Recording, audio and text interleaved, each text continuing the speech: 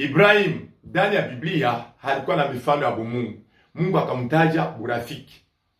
Isaac ndani ya Biblia alikuwa na mifano ya mtoto wa kondoo kule walienda kumtoa.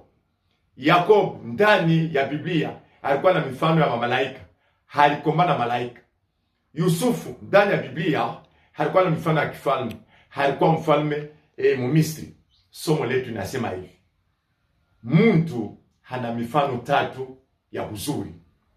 Mtu hana mifano tatu ya uzuri. Sawa. Kuna uzuri wa kwanza wa mtu ni wa mwili. Utajua sema ni kweli.